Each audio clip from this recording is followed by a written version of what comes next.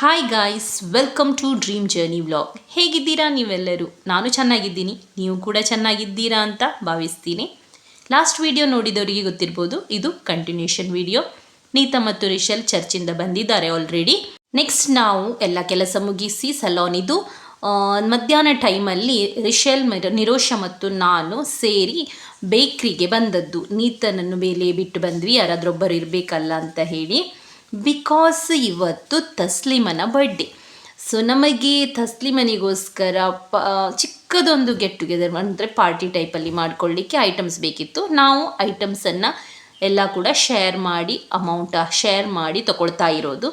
So ನೋಡೋಣ ಏನೆಲ್ಲ ತೊಗೊಳ್ಬೋದು ಅಂತ ಹೇಳಿ ನೋಡಲಿಕ್ಕೆ ಬಂದಿದ್ವಿ. ಕೇಕ್ ಆಲ್ರೆಡಿ ಆರ್ಡ್ರ್ ಮಾಡಾಗಿದೆ. ಈ ಥರ ಚಿಪ್ಸ್, ಜ್ಯೂಸ್ ಅದೆಲ್ಲ ತಂದ್ವಿ. ಇದು ನಾನು ಮಧ್ಯಾಹ್ನ ಮನೆಯಿಂದ ಬರುವಾಗ ತೊಗೊಂಡು ಬಂದಿದ್ದೆ. ನನ್ನ ಮಗನ ಫಸ್ಟ್ ಬರ್ಡೇದಿದು ಹಾಗೇ ಇತ್ತು.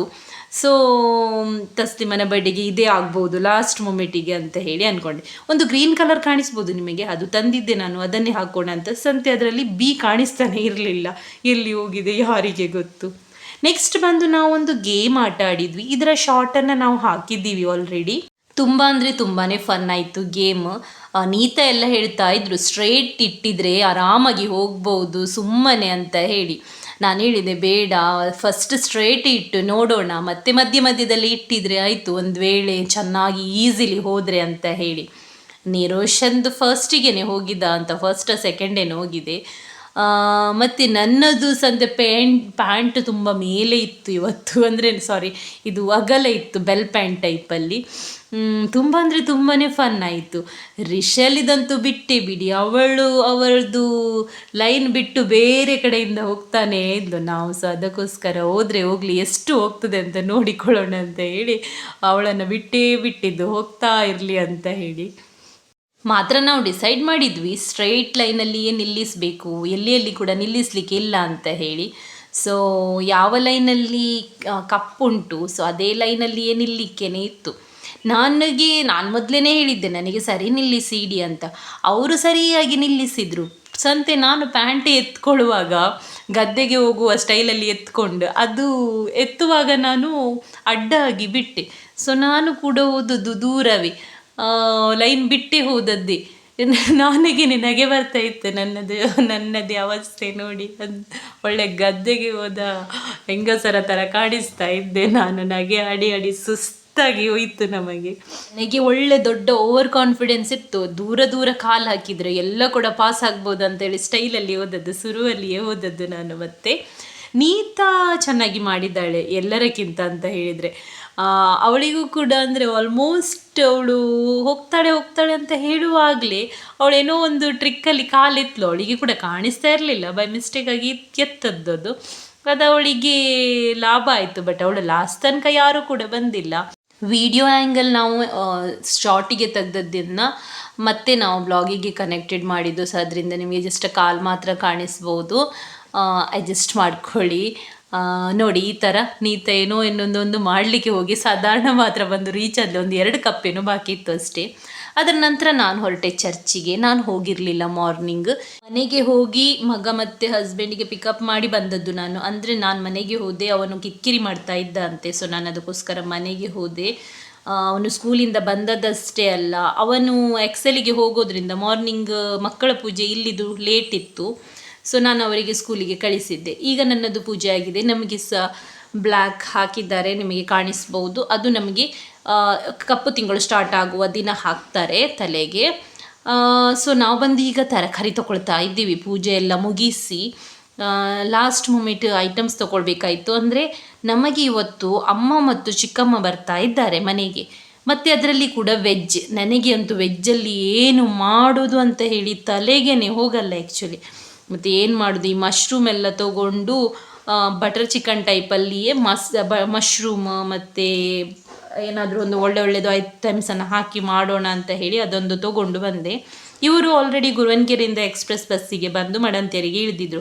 ಸೊ ನಾನು ಹೇಳಿದ್ದೆ ನಾವು ಪಿಕಪ್ ಮಾಡ್ತೀವಿ ನಿಮಗೆ, ಅಲ್ಲಿಯೇ ಇರಿ ಅಂತ ಹೇಳಿ. ಅವರನ್ನು ಒಂದು ಪಿಕಪ್ ಮಾಡಿ ಈಗ ಮನೆಗೆ ಹೋಗ್ತಾ ಇದ್ದೀವಿ. ಅವರಿಗೆ ಸುಸ್ತಾಗಿ ಹೋಗಿದ್ದೆ, ಅವ್ರು ಬಸ್ಸಲ್ಲಿ ಬಂದದ್ದಲ್ಲ ಪಾಪ. ದೂರ ಆಗತ್ತೆ ಅಲ್ಲ, 6 ಅವರ್ಸ್ ಆಗ್ತದೆ ಬಸ್ಸಲ್ಲಿ. ನಾನು ಮತ್ತೆ ಅವರಿಗೆ ಕಾಫಿ ಎಲ್ಲ ಮಾಡಿ ಕೊಟ್ಟು ಮತ್ತು ಬಟರ್ ಚಿಕನ್ ಟೈಪಲ್ಲಿ ವೆಜ್ ಮಾಡಿಟ್ಟು ನಾನು ಹೊರಟೆ ಮಡಂತ್ಯಾರಿಗೆ. ಬಿಕಾಸ್ ತಸ್ಲೀಮನ ಬರ್ಡೇ ನಾನು ನಿಮಗೆ ಹೇಳಿದ ಹಾಗೆ ಸರ್ಪ್ರೈಸ್ ಕೊಡಲಿಕ್ಕೆ ಬಾಕಿ ಇದೆ. ಸೊ ನೀತನಿಗೆಲ್ಲ ಪಿಕಪ್ ಮಾಡಬೇಕು. ಇವರಿಗೆ ಬಾಯ್ ಹೇಳಿ ಬಂದೆ, ಬ್ರಪ್ಪ 1 ಗಂಟೆಯಲ್ಲಿ ಬರ್ತೀನಿ ನಾನು ಅಂತ ಹೇಳಿ.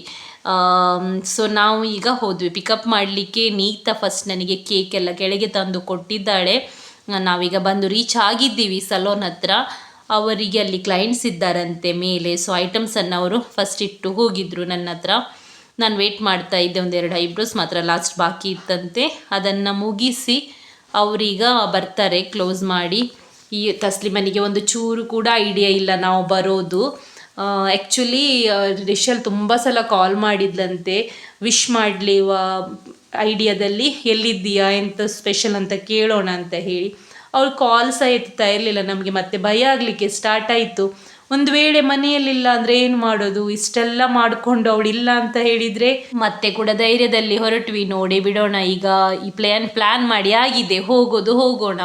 ಒಂದು ಲೈಕ್ 50-50 ಇದ್ವಿ. ಅಕ್ಕನ ಮನೆಗೆ ಮಿನಿ ಹೋಗಿದ್ದಾಳ ಏನೋ, ಇಲ್ಲ ಇರ್ಬೋದು, ಇಲ್ಲ ಅಂದರೆ ಅವಳು ನಮ್ಮ ಫೋನ್ ಎತ್ತಿದ್ಲಲ್ಲ ಅಂತ ಹೇಳಿ ಆ ಪ್ಲ್ಯಾನಲ್ಲಿ ಅಂದರೆ ಆ ತಲೆಯಲ್ಲಿಯೇ ಇತ್ತು. ಮತ್ತು ನಾವು ಹೊರಟ್ವಿ. ಮತ್ತು ಯೋಚನೆ ಮಾಡಿ ಏನು ಪ್ರಯೋಜನ ಇಲ್ಲ ಅಂತ ಹೇಳಿ. ಕೇಕ್ ನಮಗೆ ದಿಲಾಯತ್ ಬೇಕಿನವರು ಪಾರ್ಲರಿಗೇ ತಂದು ಕೊಟ್ಟಿದ್ರು. ನಿಮಗೆ ಗೊತ್ತಿರ್ಬೋದು ದಿಲಾಯತ್ ಬೇಕಿನವರು ಕೇಕ್ ಮಾಡ್ತಾರೆ ಅಂತ ಹೇಳಿ. ಅವ್ರದ್ದು ಕೂಡ ಬ್ಲಾಗಿಂಗ್ ಉಂಟು. ಅವರ ಕೇಕ್ ನನಗೆ ತುಂಬ ಇಷ್ಟ ಆಗ್ತದೆ. ಬಿಕಾಸ್ ಅವರು ಹೆವಿ ಸ್ವೀಟ್ ಹಾಕಲ್ಲ. ನನಗೆ ತುಂಬ ಸ್ವೀಟ್ ಕೇಕ್ಸ್ಗಳು ಇಷ್ಟ ಇಲ್ಲ. ನೆಕ್ಸ್ಟ್ ಬಂದು ನಾವು ಅವರ ಮನೆ ಹತ್ರ ರೀಚ್ ಆದ್ವಿ. ಲೈಟ್ ಕಾಣಿಸಿತ್ತು, ಅವರ ಅಮ್ಮ ಕಾಣಿಸಿದ್ರು. ಇದ್ದಾರೆ ಅಂತ ಒಂದು ಧೈರ್ಯ ಬಂತು ನಮಗೆ. ನೆಕ್ಸ್ಟ್ ಇಲ್ಲಿ ಬಂದು ರೀಚ್ ಆದ್ವಿ. ಅವಳು ನೋಡಿದರೆ ಸ್ನಾನಕ್ಕೆ ಹೋಗಿದ್ಲಂತೆ, ಅದಕ್ಕೆ ಅವಳು ಕಾಲ್ ತೆಗಿತಾ ಇರಲಿಲ್ಲ. ಬಟ್ ನಾವು ಅವಳಿಗೆ ಡೈರೆಕ್ಟ್ ಹೋಗಿ ಸರ್ಪ್ರೈಸ್ ಕೊಡಬೇಕಂತ ಇದ್ವಿ. ಅವಳಿಗೆ ನೋಡಿದರೆ ಅವಳು ವಾಶ್ರೂಮಲ್ಲಿ ಇದ್ಲು.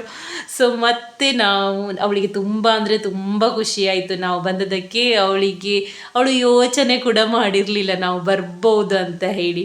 ನಾವೊಂದು ತಪ್ಪು ಮಾಡಿದ್ದು ಅವಳಿಗೆ ವಿಶ್ ಮಾಡಿ ಬೆಳಿಗ್ಗೆ ವಿಶ್ಶೇ ಮಾಡಬಾರ್ದಿತ್ತು, ಆಗ ಸರಿ ಆಗ್ತಿತ್ತು. ನಮ್ಮ ಚಿಕ್ಕಮ್ಮ ಅದು ಹೇಳ್ತಾ ಇದ್ರು, ನೀವು ವಿಶ್ಶೇ ಮಾಡಬಾರ್ದಿತ್ತು ಅವಳಿಗೆ, ಡೈರೆಕ್ಟ್ ಅವರ ಮನೆಗೆ ಹೋಗ್ಬೇಕಿತ್ತು, ಅವಳಿಗೆ ಅನಿಸ್ಬೇಕಿತ್ತು ನೀವು ಯಾರೂ ವಿಶ್ ಮಾಡಿಲ್ಲ ಅಂತ ಹೇಳಿ ಅಂತ.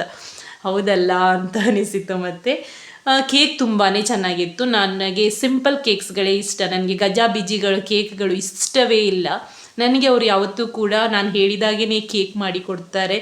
ಸೊ ನನಗೆ ಅದಕ್ಕೋಸ್ಕರ ಇಷ್ಟ ಆಗುತ್ತೆ. ನೆಕ್ಸ್ಟ್ ನಾವು ಚಿಪ್ಸ್ ಎಲ್ಲ ತೊಗೊಂಡು ಬಂದಿದ್ವಿ. ಅವ್ರು ಹೇಳ್ತಾ ಇದ್ರು ನೀವು ಹೇಳಬೇಕಿತ್ತು ನೀವು ಬರೋದು ಹೇಳಬೇಕಿತ್ತು ಅಂತ. ಮತ್ತೆ ನಾವು ಹೇಳಿದ್ವಿ, ಹೇಳಿ ಬಂದರೆ ಅದು ಸರ್ಪ್ರೈಸ್ ಆಗತ್ತಾ ಅಂತ. ಹಸ್ಬೆಂಡ್ ಕೂಡ ಬಂದಿದ್ರು ನಮ್ಮ ಜೊತೆಗೆ. ನಾವು ಈಗ ಬಂದು ಇಲ್ಲಿ ಡೆಕೋರೇಷನ್ ಮಾಡ್ತಿದ್ದೀವಿ. ಸರ್ಪ್ರೈಸ್ ಆಗಿ ಅವಳಿಗೆ ವಿಸಿಟ್ ಮಾಡಿದ್ದಷ್ಟೇ. ಮತ್ತೆ ನಾವು ಎಲ್ಲನೂ ಪ್ರಿಪೇರ್ ಮಾಡಿಯೇ ಬರ್ತ್ಡೇ ಕೇಕನ್ನು ಕಟ್ ಮಾಡಿದ್ದು. ಅವರ ಅಮ್ಮ ಮತ್ತೆನೇ ಹೇಳ್ತಾ ಇದ್ರು, ಪಾಪ ನೀವು ಹೇಳಿ ಬರಬೇಕಿತ್ತು ಅಂತ. ಬಟ್ ನಾವು ಆ ದಿನ ವೆಜ್ ಕೂಡ ಏನು ಕೂಡ ತಿನ್ನಲಿಕ್ಕಾಗಲಿಕ್ಕಿರಲಿಲ್ಲ. ಹೇಳಿ ಬಂದರೂ ಕೂಡ ವೇಸ್ಟ್ ಇತ್ತು.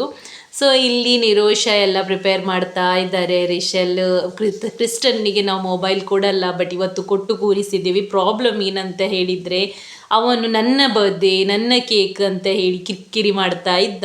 ಮಕ್ಕಳು ಹಾಗೆ ಅಲ್ಲ, ನಮ್ಮ ಬೇರೆಯವರ ಬರ್ತ್ಡೇ ದಿನ ನನಗೆ ಅವರ ಬರ್ತ್ಡೇ ಎಲ್ಲ ಹಾಳು ಮಾಡಲಿಕ್ಕೆ ಬೇಡ. ಸೊ ಅವನಿಗೊಂದು ಕಡೆ ಕೂರಿಸಿ ಬಿಟ್ಟದ್ದು. ಮತ್ತು ನಾವೆಲ್ಲ ಮಾಡ್ತಾ ಇದ್ವಿ, ನಮಗೆ ಬೇಗ ಕೂಡ ಆಗಬೇಕಿತ್ತು. ಇಲ್ಲಿ ಅಮ್ಮ ಮತ್ತು ಬಂದಿದ್ದಾರಲ್ಲ, ಅದಕ್ಕೋಸ್ಕರ ರಪ್ಪ ಮಾಡ್ತಾ ಇದ್ವಿ. ನೆಕ್ಸ್ಟ್ ಅವರಮ್ಮ ಎಷ್ಟು ಹೇಳಿದ್ರು ಕೇಳದೆ ಒಂದು ವಾಟರ್ಮೆಲನ್ ಜ್ಯೂಸ್ ಮಾಡಿಯೇ ಬಿಟ್ಟರು. ಮತ್ತು ನಾವು ಹೇಳಿದ್ವಿ, ನಾವು ಜ್ಯೂಸ್ ತೊಗೊಂಡು ಬಂದಿದ್ದೀವಿ ಅಲ್ಲ, ಯಾಕೆ ಮತ್ತೆ ಅಂತ ಹೇಳಿ. ಅವರು ಕೇಳಲೇ ಇಲ್ಲ, ಅದು ನೀವು ತಂದದ್ದು, ಇದು ನಾವು ಮಾಡಿದ್ದಂತ ಹೇಳಿ. ಮತ್ತೆ ಬಂದು ತಸಿಮ ಚೇಂಜ್ ಮಾಡಿ ಬಂದಳು.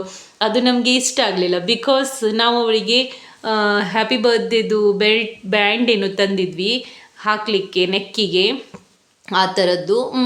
ಅದು ಕೂಡ ರೆಡ್ ಕಲರ್ ಇತ್ತು. ಇವಳ ಡ್ರೆಸ್ಸಲ್ಲಿ ಅದು ಕಾಣಿಸೋದಿಲ್ಲ ಅಲ್ಲ, ಅದಕ್ಕೆ ಮತ್ತೆ ಚೇಂಜ್ ಮಾಡಲಿಕ್ಕೆ ಹೇಳಿದ್ವಿ. ಮತ್ತು ಅವಳು ವೈಟ್ ಕಲರ್ ಹಾಕಿ ಬಂದದ್ದು. ಈ ಥರ ನಾನು ಪ್ರಿಪೇರ್ ಮಾಡಿ ಇಟ್ಟಿದ್ವಿ. ಇದು cup cake, normal cup cakes ನಾವು ಹೀಗೇನೆ ಅಂಗಡಿಯಲ್ಲಿ ಪ್ಯಾಕೆಟ್ಸಲ್ಲಿ ಸಿಗ್ತದಲ್ಲ ಅದು. ಈ ಥರ ಅವಳಿದ್ದು ಅದು ಕೂಡ ರೆಡ್ ಇತ್ತಲ್ಲ ಹಾಕಿದ್ದು ನೆಕ್ಕಿಗೆ. ಮತ್ತು ಡ್ರೆಸ್ ಕೂಡ ರೆಡ್ ಆದರೆ ಕಾಣಿಸೋದಿಲ್ಲ ಅಂತ ಹೇಳಿ ಈ ಥರ ಮಾಡಿದ್ವಿ. ಅವಳಿಗೆ ಕೂಡ ತುಂಬ ಖುಷಿಯಾಯಿತು. ಇನ್ನೊಂದು ಅವಳದ್ದು ಲೈಫಲ್ಲಿ ಫಸ್ಟ್ ಟೈಮ್ ಅಂತೆ ಸರ್ಪ್ರೈಸ್ ಆಗಿ ಯಾರಾದರೂ ಬರ್ತ್ಡೇ ಮಾಡೋದು. ನಮಗೆ ಕೂಡ ತುಂಬ ಎಂಜಾಯ್ ಆಯಿತು. ಬೋರಿಂಗ್ ಲೈಫಲ್ಲಿ ಈ ಥರ ಏನಾದರೂ ಒಂದು ಮಾಡ್ತಾನೆ ಇರಬೇಕಪ್ಪ, ಎಷ್ಟೇ ದೊಡ್ಡವರಾಗಲಿ, ಮದುವೆ ಆಗಿರಲಿ, ಏಜ್ ಆಗಿರಲಿ, ಏನೇ ಆಗಿರಲಿ, ಅಥವಾ ಮುದುಕರಾದರೂ ಆಗಿರಲಿ, ನಮಗೋಸ್ಕರ ಅಥವಾ ಈ ಥರ ಎಂಜಾಯ್ಮೆಂಟ್ ಟೈಮಿಂಗ್ ಒಂದು ಹೇಗಾದರೂ ಒಂದು ಹುಡ್ಕೊಳ್ಳೇಬೇಕು. ಮತ್ತು ನಾವು ನೋಡಿದ್ವಿ ಕೇಕಿಗೆ 2 ಬೆರಳಚ್ಚು ಬಿದ್ದಿದೆ. ಕೊಡುವಾಗಂತೂ 2 ಬೆರಳಚ್ಚು ಏನು ಬಿದ್ದಿರೋದಿಲ್ಲ. ಮತ್ತು ನನ್ನ ಕೈ ಬೆರಳು ತಾಗಲಿಕ್ಕೆ ಬಾಕ್ಸ್ ಒಳಗೆ ಇತ್ತು. ಇದು ಯಾರು ತಾಗಿಸಿದ್ದು ಅಂತ ಹೇಳಿ ಮಾತಾಡ್ತಾ ಇದ್ವಿ. ನನ್ನ ಮಗ ತಾಗಿಸಿರ್ಬೋದಾ ಅಂತ, ನಾವು ಒಳಗೆ ಇದ್ವಲ್ಲ ಆಗ, ಹೀಗೆ ಎಲ್ಲ ಮಾತಾಡ್ತಾ ಇದ್ವಿ. ಆಗ ನನ್ನ ಹಸ್ಬೆಂಡ್ ಸ್ಲೋಲಿ ಹೇಳ್ತಾರೆ, ಅದು ನಾನು ತೆಗಿಯುವಾಗ ತಾಗಿಯೇ ಬಿಡ್ತು 2 ಬೆರಳು ಅಂತ. ನಾನು ಹೇಳಿದೆ, ಪಾಪ ನನ್ನ ಮಗ ಸುಮ್ಮನೆ ಎಲ್ಲದಕ್ಕೂ ಕಳ್ಳನಾಗಿ ಬಿಡ್ತಾನೆ ಅಂತ ಅಂತು. ಮತ್ತು ಈ ಥರ ಫಾಗ್ ಎಲ್ಲ ಹಾಕಿದ್ವಿ. ಅವಳಿಗೆ ಕಣ್ಣೇ ಕಾಣಿಸ್ತಾ ಇರಲಿಲ್ಲ, ಸರಿಯಾಗಿ ಮುಖಕ್ಕೇ ಹೊಡೆದದ್ದು ನಾವು.